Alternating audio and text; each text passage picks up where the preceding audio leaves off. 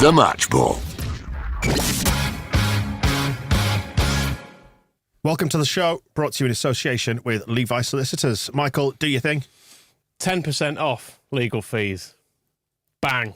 Have some of that off your conveyancing, your wills, your probate. And the rest. What your else? litigation. What do they do? Your business law services. Get it all off. Yep. LeviSolicitors.co.uk /the square ball to take advantage of that 10% discount on your legal fees. I don't know about you, but I've had a lovely day today. It's nice and warm and sunny. It's very warm. Hanging out with 36,000 friends. Seeing my favourite football team win a football match. Play really well. And I've come down here to talk to you. And I can't think of a better way to spend my Saturday afternoons. So thank you, everybody. It's been lovely. Leeds United 2, Bristol City 1. Show's over. That's it. Yeah, it was good, wasn't it? I think we're a good team for the most part. But it's a bit frustrating how we can't just batter teams because we definitely deserve to. It got to half-time in that, well, just before half-time, and I looked at it and their XG was 0.02, and I was like, okay, we're battering them here. And then we went in at 1-1, which was a bit frustrating, but we were by far the better team throughout. At least we didn't Crystal Palace it. What happened there? By being 1-up and then losing 5-1. Oh, okay, yes. Conceding from a corner just before half time. About that, yes. Yeah. We want to bring those memories back. We've had a lovely day, so let's stop now and remember, although it does help by contrast, doesn't it? We're a lot better than we were then. I think we're just starting to properly get the measure of this team now, aren't we? And we are, as you say, Michael, quite good. I enjoyed every aspect of that, apart from slight tensions here and there when because it was never that runaway win that we kind of hoped for. But we were in front for most of it, and I thought we played really, really well. Archie Gray was good, stepping in at right back, played really, really well. There was that initial confusion when the team came out and you went, who's where? So what? Is this Dan James at wing back? Is it, I don't know, is it 3 at the back? But then Kamara stepping into midfield. We had Maldini, essentially, was the difference in the team at right back. And we found out today why Joel Pirot plays where he does in a slightly withdrawn position. I'm glad he does, and I'm glad that nobody questioned that. Yes. I really enjoyed his goal. It's a weird goal. Yeah, it was. Couldn't quite work it out. And it seemed too easy, didn't it? It was too easy. Yeah, I was like, why is there such a big space for him to put the ball in? And how has he put it there so slowly from what seemed like quite a long way away? Pretty much on the line of the D, which is a good place to score from. You complain about him we don't, but people generally, the generic complain about him not being in the 6-yard box. Daniel Farker smacks you about for a quarter of an hour, and then he scores from the D. And I hope, because Farker's stitched himself up slightly by saying in the press conference on Fridays, and we will not speak about this topic. The deal is we will never speak about this topic. And he's got to be there going I hope somebody asks. Didn't it work well? But I wonder if the Lord just blanket, just be like, not even mention either Pirot or Rutter, although that would be a bit unfair on both of them. Dan James scored. I thought he was good today. Wasn't he? Dan James, I thought he caused quite a lot of problems down that side. Did we try to miss that as well? It's at the far end, so I feel like there was a chance, literally the second before it got to Dan James where someone should have scored as well. From memory, what happened was Dan James actually made it by charging down the right wing and then charging across trying to tackle the goalkeeper, and then the ball kind of came back to Joel Pirot. And he was looking to pass it to the right wing to Dan James, but Dan James is obviously over on the left wing now. Things have changed, and he's got to adapt. So his choice was to just try smacking it at the goalkeeper. The shot seemed to swerve because the keeper he should have been straight at him, but he just kind of hit it with the wrong arm almost. Ball goes flying, ping-ponged around a little bit. I think Rutter was sort of looking for a penalty, dragged it across the penalty area. People are going, you hit it, you hit it, you hit it. It rolls to Dan James. Could you hear them? And he puts it in. No. But he did. Going off body language. It looked like a comprehensive finish. Yeah, there were some sort of false starts in there where you go, it's got in. Yay. We just kept the pressure on, and that was something we did quite well a few times. And this in the second half, Jorginho Russo, when you tried to put, he tried to put Dan James in, but the ball wasn't quite good enough, so Dan James got tackled. So Russo just ran after his own pass, got it, he beat the other defenders to his own pass, and then I think that's when Somerville hit the bar. I wasn't clear that it had hit the bar. It looked like another. I think it was saved onto the bar. I think it was a combo of the both, wasn't it? Yeah, it had a slight element of open goal about it, but Rutter had already done enough of that for one match. Yeah, that was a strange one. I couldn't tell what had happened, but it was one of those you go, I thought that ball was actually in the net, and then all of a sudden it was in the stand. I did see a replay at half time actually of that. They showed it. I only saw the second replay of it properly, but bloody hell. But I'll forgive him because he's lovely, isn't he? He is. He's such good fun. Yeah. And he's really impossible to play against as well. You can see... So annoying, isn't he? You can see defenders have no idea what to do with him. He's dead strong. Yeah. He's like... For a puppy. Someone who doesn't know how like his own strength and how big his own arms and legs are. Just a big dopey puppy who runs around banging into things, but holding the ball up really well and doing really good through balls. Yeah. Yeah. I've had just a jolly nice time. All of it. I come away today feeling like the world is all right.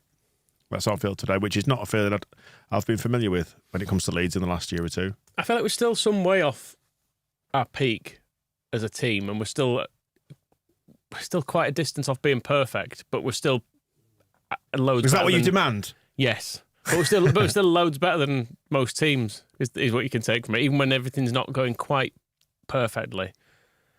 We've got too much for most of this division, which is quite reassuring in a way, because I think I'm fairly confident we'll be in the top 6 now. I don't really feel much. You're right, we're 5th, so that's correct. What a good guess. Yeah, but I feel like, other seasons, we've been in the playoffs at this stage before under Warnock and McDermott and people like that, and in those seasons you're always a bit like, let's see kind of see where we end up here. But it feels like the table is shaping up now, and I'm confident we will be we're probably within the best 4 teams in the league. I was going to say, within the context of the whole season, would you agree that Bristol City have probably been the best side we've faced, apart from Southampton? And even then, I think we looked the superior side for most of it. Is that a fair comment, you think, or thereabouts? Ipswich, technically. Yeah. Are good. That's true. And they were decent against us, scored 3.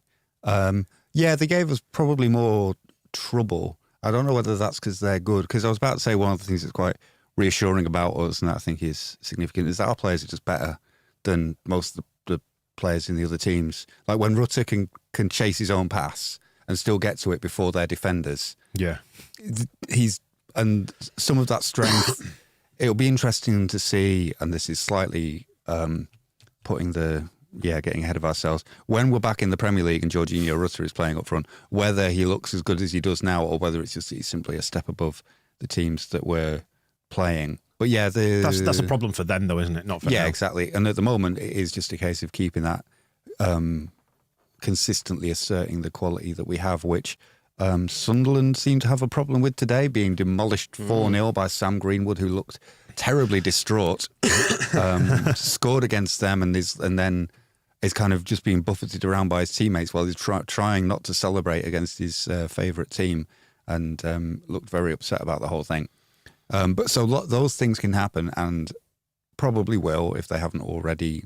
If the worst thing that happens is the Sheffield Wednesday 0-0 and Southampton, and we manage to avoid any of these weird 4-0 shooings off of a relegation candidate as Middlesbrough have been so far, then that'll be good. Because we should. And the other things about today, I guess it's the headline things are like, if Rutter hadn't missed that open goal straight after we scored. There was a header, I think. We could have made it 2-0 straight away. There were chances, weren't there? There were chances. I'm pretty quickly. I'm just pulling up the numbers because I can't quite remember them all. I just want to see what the overall sort of shape of the game was. That was it. Jorginho put Peru through 1-on-1, but he was really close to the goalkeeper. And then Ampadu came in for a shot for the follow-up that was an interesting effort. Yes. Well, FOTMob have got it at 2.51 expected goals against 0.55. With 21 total shots to 9. So it was essentially six big chances as well. 2 set pieces was the total of what they produced, wasn't it? There was the goal they scored, and then there was one headed off the line, wasn't there? When I was noticing, as that was cleared, Stroud very much like looking at his watch, willing it to buzz the Leeds 18 bastard. Stroud, let's talk about Stroud on their goal, because Stroud was he went full Keith in the build-up to it, and I was quite enjoying it because the goal is annoying. Did he make a pig's ear of it, Moscow? If we want to talk about the things that kind of... When he books one for a throw-in or something. Yeah, so the ball went out, And just as it went over the line, I think it was Peru, smacked it down into Bristol's half. And all the Bristol players are like, that should be a yellow card, shouldn't it, for slowing it down? And Stroud just bought it. He was like, oh no, he must have thought the ball was still in play and he was passing it to someone. So everyone's like, But it was only right on the whistle. Like he just about was fine getting away with that. I don't think there was no point where you thought that's a booking. Well, all the Bristol players, they were asking for but it. all the Bristol players did, which But they're is silly significant. They're silly Billies, Moscow. And then they took the subsequent throw in. So the ball is now all the way over there. So they just put it over on the sideline and they take the throw in their own half, about 20 yards further towards their goal than it should have been. So Stroud has booked them for taking the throw in from the wrong place, as far as I can tell, which is just pure. Mwah. And then eventually, so that was the throw in that they then shoved to where it should have been taken. And then it led to the corner and then we scored from that. So we can blame Stroud. I think the Bristol fans should be angry at him for a ridiculous booking one of their players for taking a throw-in that gave them no advantage. And then we should be angry at him because him doing that gave them a throw-in in a more dangerous position where it should have been in the first place, which then led to the goal. So Stroud, you've excelled yourself again. Such a little man, isn't he? He's very compact. He's very diddy.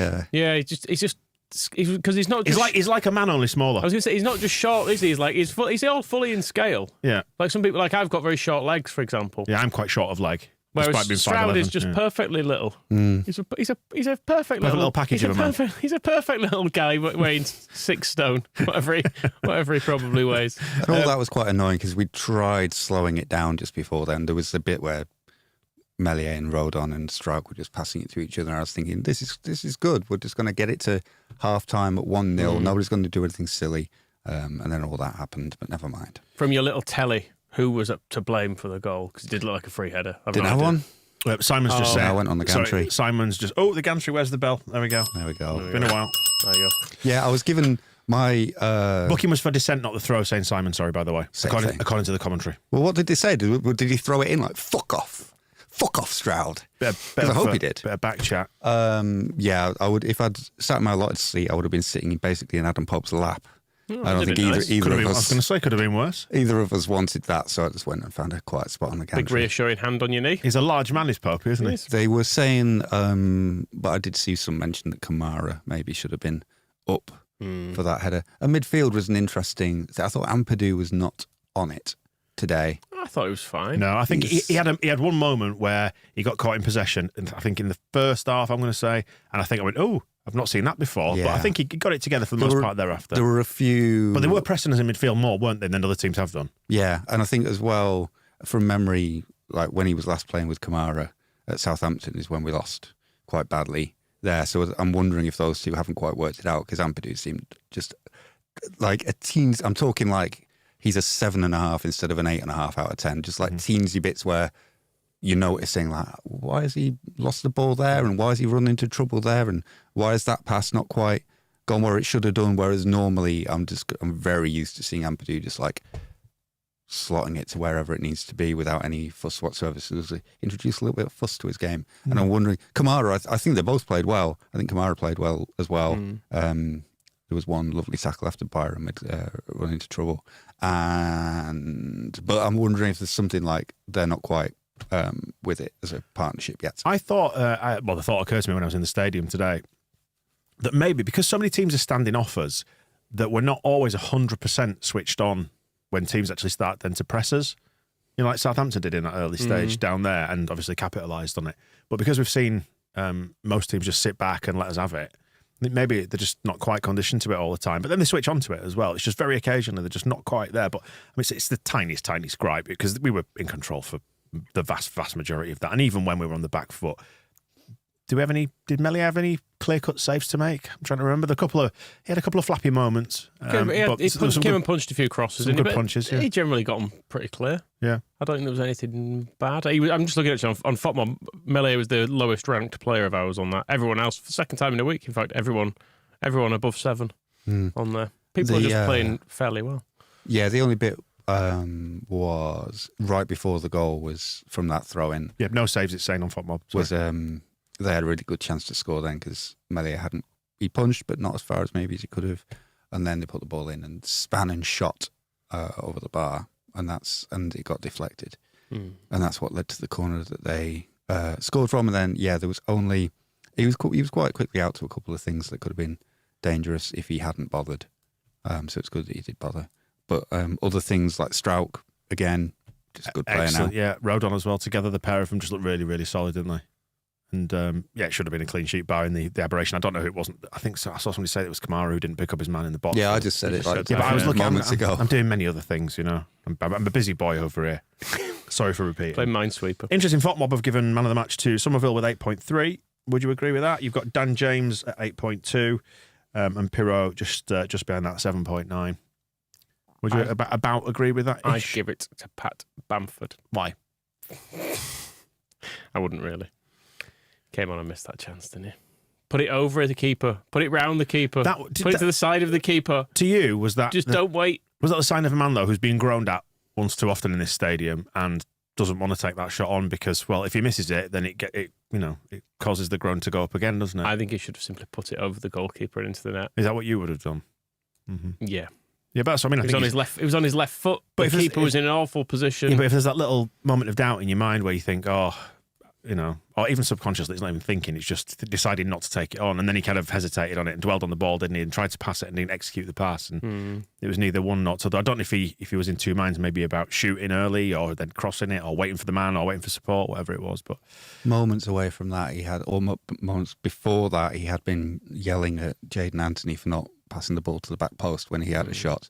So he wanted an opportunity to shoot at the goalkeeper, and then a couple of minutes later, he seemed to have what I would have personally regarded as a really good chance to not just shoot at the goalkeeper, but sort of over and behind he could him. Have bypassed the goalkeeper and gone straight into the net. I think that's what Michael was saying, yeah. And I don't know why he didn't. Loads of different routes to the goal from there. Yeah, I did notice that he didn't hang around for wandering around the pitch. He just went down the tunnel. Not straight away. It wasn't a turn and march. But he kind of shook hands. Is it with a right few that he was people. flicking the finger at people, going, "No, I'm not staying around for this. I hate it here." Well, he wasn't waving at anybody. He was kind of like some of the players wave at people in the stands and stuff. But he just seemed he's like, I think I'll just go in the dressing room. Whereas everybody else, Rutte was the last one out. Melier was giving some punches to the south stand. Bit of ice on his knee. Yeah, from Rutte. That sounds nice though, doesn't it? Probably fine. If I was to offer you some ice on your knee now, you'd take it. Should we have a quick... I'm not sure. I'm not sure if I would. Shall we have a little check-in on Rat Loan Watch? Oh, right, yeah. Richard, thank you for the update here. Sinistera came on for Bournemouth. I noticed this, actually. Sinistera came on 57 minutes, and then they conceded their third in a 3-0 defeat to Everton 3 minutes later, so we're blaming him for that. Mm-hmm. Jackie scored in that game. He scored the second. Have you seen it? Nope. I've got no interest. It was good, apparently. No It was interest in it. extraordinary goal. Not an extraordinary goal. Made it sound like he's changed football history. It's a really good goal. The goalkeeper kind of punches it out, and he's 35 yards, and he's volleyed it in off the crossbar, looped it over everybody. Kind of what you'd have liked Bamford to do from closer range. But yeah, he's it's a really good goal, and he's got the assist for the third one as well. So yeah, honestly, everybody's worried about Everton. Just got to pick Jackie Harrison. They'll stay up now. But they did hammer Bournemouth, and who've obviously, because Bournemouth have been stealing managers, right backs, midfielders, and wingers from us. Pretty much the spine of a whole team. They've got Lewis Cook as well, who. So they've ruined his career. Well, they've not treated him well, as have they? They've taken his knees to pieces a few times and put them back together again. Yeah, and as has been displayed on the live stream at the minute, we're live on YouTube to our TSB Plus members. Turns out maybe Iraola isn't the be-all and end-all, but we're not here to talk about those losers, are we? We're here to talk about our winners, so let's do that. I prefer Daniel. Yeah. I really liked his long answer about the striker. It's What, good about where Pirot was playing? Good. Came prepared, told everyone to fuck off. Stop talking about this now. As Dan's saying, he won't be asked about that positioning at number 10 for a bit, will he, after that goal? Which, let's talk about him, because he was a little bit off at midweek. He didn't really get into the game properly, did he? I thought he was a lot more involved today, looked tidier in possession, and then just drifted into that little gap, picked it up and popped it into the net, as we mentioned before. He's never the most involved, is he? That's the thing with him. But he keeps scoring goals. But that's it. I don't really care. Yeah. He's like a goal in two, isn't he? Seems to be his thing. And if he does that, fine. He's worth keeping the team. And he's probably, there's obviously no way of saying this for definite, but it feels like he's probably the only player who scores that goal, because most people would be looking to hit it harder, and he just sees a little gap and thinks, if I put it through here, the keeper can't probably see where this is going till fairly late, and there's a big gap there, so I can just get it. If I just make it accurate, it'll go in. And the thing is, we're kind of wedded to the idea of what positions mean, and so because he's standing at 10, everybody's expecting him to be creating and playmaking, and he's not. He's finding space. He's staying out of the penalty area. Jorginho Rutter, as we've already discussed, he's strong. Defenders, he's chasing his own passes. Defenders hate playing against him. You can already tell. And because if they try to tackle him, he just does a fucking backheel nutmeg through them. It's awful to have Jorginho Rutter running up against you all the time because you don't know what direction he's going to take. You don't know what he's going to do. And then he's really strong. He'll just push you over. And Rutter is just hanging back, letting that happen. And then when there's a space, he's moving into the space and he's scoring a goal. And you can say, well, one of the questions is saying, well, what about the creativity from number 10? And it was clearer today, maybe because I was looking at it more. But so Farker says Somerville, I would love him at number 10. He's our number 10. He was playing at number 10 today when we had the ball forward. Sam Byram was our, what side are we on? Left winger. Somerville and Perot are next to each other as 2 10s behind Rutter, and then Dan James is right on the touchline. So Somerville is very rarely getting chalk on his boots because Sam Byram's out there. He's playing in behind Rutter, and so those are the 2 creative players making space for Perot to just kind of come in, find a pocket and score. And there was probably the good example of it is when it don't matter that Rutter is ahead of Peru because the chance straight after we scored when he flicks the ball into the penalty area and Peru's onto it and he's one-on-one with the goalkeeper in the 6-yard box and had a good chance to score happens anyway. So where they actually are standing at certain, like when we're putting a team sheet together, don't matter. You know, Sam Byram is never being talked about as like he is playing left wing, but Somerville is left wing, but Somerville is spending more time in a number 10 position, and then Peru's just like, he doesn't have to get, so he'll look quiet when he doesn't score because he's not getting the ball and creating things. He's waiting for the other players to create things where he can just kind of drift in, roll the ball in, go away, fine. And, you know, probably the bigger part of it, that's now 5 in 8. And as Farker said, he needs to stop. He needs to slow it down because it's too many goals. Well, speaking of Farker's comments, he's agreed with the sentiment that the first 15, 20 minutes we were a little bit slow, didn't quite get out the blocks right, and that's when Bristol troubled us most, didn't they? But then the game sort of settled into that pattern of... They didn't trouble us, though, did they, really? Well, I mean, like in the sense that they pressed us a lot more than a lot of other teams have done. They tried to come at us a little bit, even though they have no clear-cut chances, and you thought, oh, they're trying to approach this a little bit differently. They were at least trying to, play out from the back, that kind of thing. The only thing they seem to be trying to do was a big diagonal ball to the left wing. Yeah. And to isolate Archie Gray, who they obviously... Which failed. I guess... Well, it did fail, because I guess they looked at that and went, oh, there's a teenage central midfielder playing at right back. There's a boy at right back. Exactly. So are we a slip of a boy? But he was. I thought he was. I mean, if Archie Gray was a young right back playing like that, you'd say that's a really good performance for a young right back. But he's a young midfielder playing there. And I know he has played right back for like England youth levels, hasn't he? Apparently, people were saying. Yeah. Did in that tournament. So he's got some experience there. But I just thought it was really good. And there was one tackle he did on about 80 minutes, which was superb. It was like it was running at him, and you were thinking, oh, if he's beaten here, we're in trouble. If he gets him on the back foot, we're kind of out of shape if he gets beaten here, and he just waited and waited for the tackle. Didn't lunge in. Picked his moment. Farker has said, I have to give all the compliments to Archie. One thing is having an idea. It's much more important that the player brings it on the pitch. We wanted to play with a more technical player, like a traditional midfielder, with pace tracking the wingers. So there you go. Pop quiz. Go on.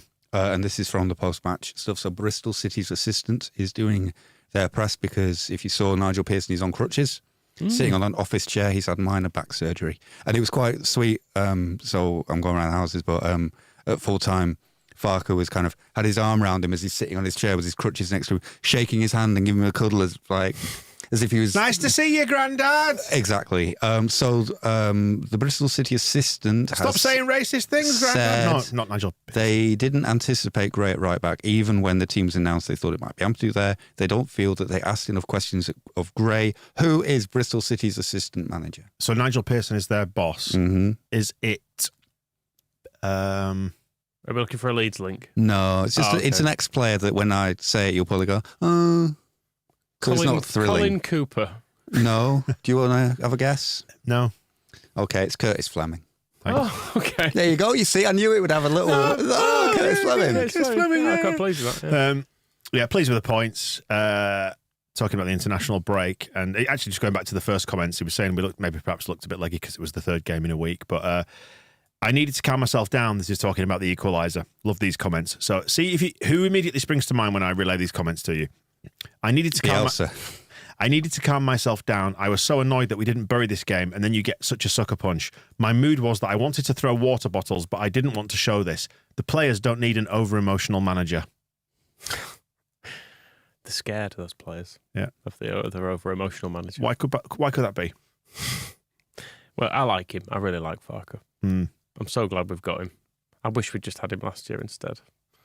It does seem like he would have followed on. Yeah, let's not get into it, but he does seem like a much better idea as a replacement for who we had before, Jesse Marsh. Do you know what I noticed today as well, because we're off the back of not off the back of 2 wins, but we now had 2 wins, and we're sort of building the data and our understanding of what's happening. Is there's just a bit more patience, I think, in Ellen Road, understanding that it's going to take time to build, to break these teams down. Sometimes, as we saw with Watford, and the possession football is not there's not that same anxiety that's sort of suffusing everything, where people are like, get it forward. Sometimes it's fine to just have possession. It was much around the back. Much better atmosphere today, actually. Yeah, It was very flat against QPR. I thought it was just Wednesday nights. Yeah. Yeah, And but did I you know- thought it was pretty good today. Did you notice that the ground was full, by the way? Also, and tickets went on general sale. They didn't make a song and dance about it. Someone did point that out that they just sort of slyly went, Go on, just go on the website. Go on, then, you non-members. Don't tell anyone. I'm glad they've appear to have seen sense on it, or they've made a mistake on the website, which I wouldn't put past them either. If someone's ticked the wrong box, but I'm glad the ground's full. Tick the wrong box. I think somebody ticked the wrong box against QPR as well in operating the scoreboard, because the clock stopped at 90 minutes and they're supposed to carry on running now, aren't they? So they must have set the wrong little timer going on screen. So I dare say we'll get a points deduction for that. That's how it normally pans out, isn't it? What else is he saying? He was talking about nice, just on the Pirro goal. I'm pretty pleased, but it's not like I'm sitting here saying, "Look, I told you," which is exactly what he's doing. So fair enough. All right, bloody know it all. But jolly nice day. Naki Balls didn't score. No, he didn't. Knackered his ankle. Politely applauded off as he went off as well. He did. People were very sympathetic weren't they, to his plight. Yeah. I think it was his own fault, his injury. I think he tried booting Strauch and ended up with Strauch landing on him. And he tried to jump into him or jumped close to him. Yeah, and then he just jarred his leg as he went down. He was trying to do a little shithouse thing to Strauch, as far as I could tell, and then he went down injured. Now, good. And then he was obviously properly injured. I was like, maybe not that. Maybe not. I didn't maybe want him properly injured. They carried him down the tunnel at half time. Kind of, he had his arms over the shoulders of 2 people who took him away. I quite enjoyed. So Nigel Pearson, after watching the game from a reclining position, which was quite interesting, and he seemed to be very nice to the people whose view he was blocking as well. He had a little chat with the people at the front of the West Stand, and then as he was walking off, he didn't seem too bothered about losing. He had a nice chat with Rob Price. I think Rob was kind of smelt blood. Is this Pearson? What Pearson? Yeah. It's like, I can fix that. Yeah. Do you need all those bits? Yeah, exactly. It says, I can fix that, and I can maybe see if there's anything floating around that you don't need. And then Luke Ayling went over and he was having a nice chat with Luke Ayling by the tunnel, and then he waved at the Bristol fans and went away. Seemed to be having a nice afternoon out. He's like a professional miserable bastard I normally. know. I was quite surprised.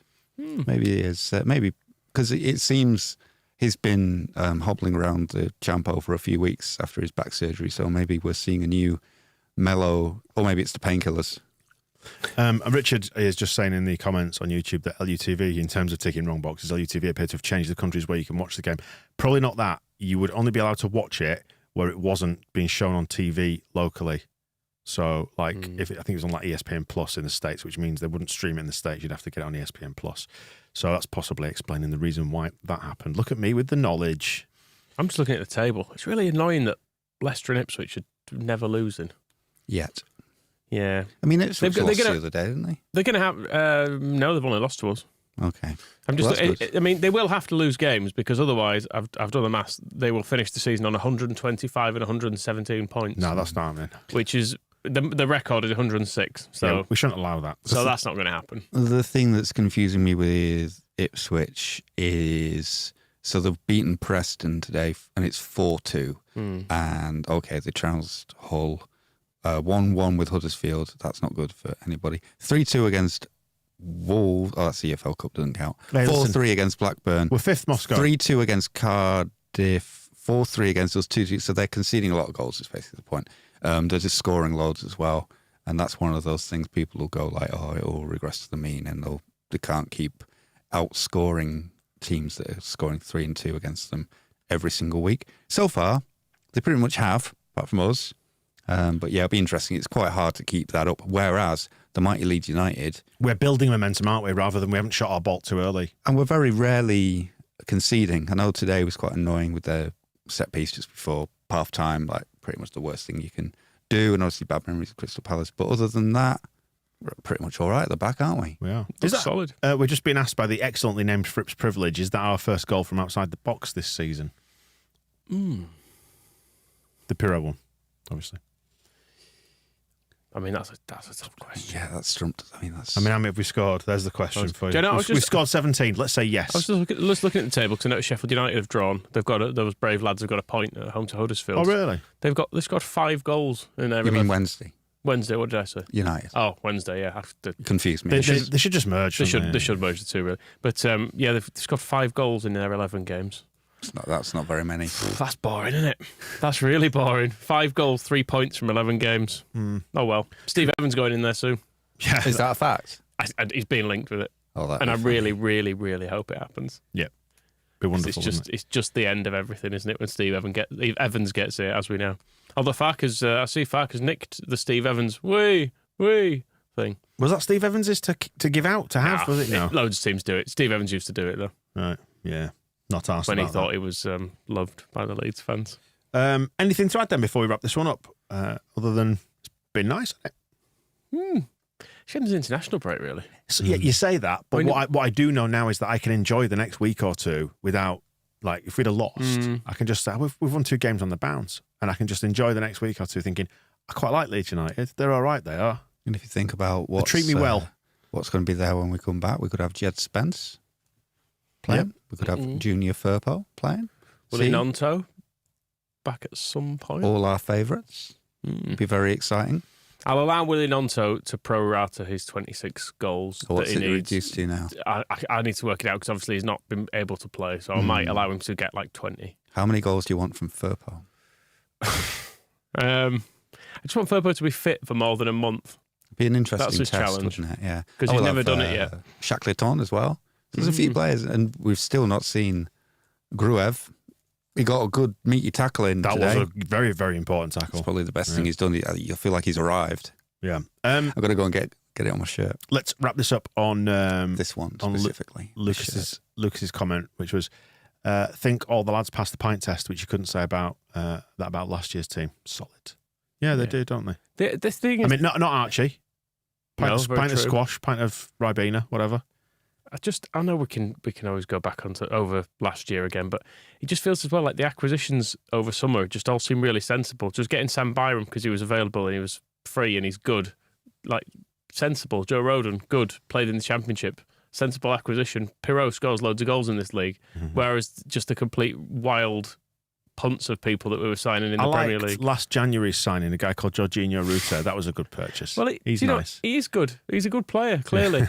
But, I mean, we shouldn't have signed him then, probably. Or for that much. No. I mean, you should have signed him. If we were, finishing 9th that season and he becomes available in January and he's that much money, fine. Yeah. But, if we could have spent that money on a left-back or striker at the start of last summer rather than scrambling around to get a sort of striker winger, we didn't really know what he was in January. Just occurred to me, we are unbeaten in the white kit. We haven't won in either of the away kits. We've only won the pink, the rhubarb and custard thing, once at Birmingham and lost. Lost at Southampton in the blue. Unbeaten in the white kit. Is this something that you challenged Ed Calburn on the forthcoming podcasts? No, because it happened in the past and I can't see into the future. Same things applied. We were unbeaten in it at the time. Maybe so. Either way, look out for that as well. Drag him back in here next weekend by his ear. Next weekend, make him account for it. 4-part special with Ed Calburn, who designed the Leeds United suite of kits for this season, and he reveals all how it happened. Apart from that, how it happened is part 1. Then we've got home away third. Will's Probate Conveyancing, the big 3. Big 3. So look out for that in your feed next weekend. All the usual stuff to come before that as well. Back with Phil on Monday to talk about this one a little bit more. and got some propaganda. That'll be fun. We've got the angry QPR commentator that's done the rounds, but I'll have to obviously use that anyway. Does anybody know his name? I kind of like that it's not. I like that it's everything. If there's one set of fans who can find him. Well, I don't want to know his name. I just like that he doesn't, even after all this, because it was being written up by like the Daily Mail and stuff, getting all the clickbait they could out of it. Then they were just like, the QPR I follow commentator. Just nobody actually cares who he is. He's just a comedy voice, and I hope like that's just him now. And nobody will ever actually. He'll come along and be like, oh yeah, I'm Billy Wallace, and I'm like, what? Billy Wallace. I'm Billy Wallace. That's funny. Billy Wallace. Should I know what Billy Wallace is? I'm the QPR I follow commentator. Character in Oh, you the EastEnders. prick. Character in EastEnders. Hey, listen. Billy Wallace is back. He says he's going to go for Pat Benford. We'll wrap it up there. He's looking for him in the square. He says he's a cheat. He's down him out of some money. He's swindled Begovic. Right. Back with more on Monday. We'll see you soon. The Match Ball.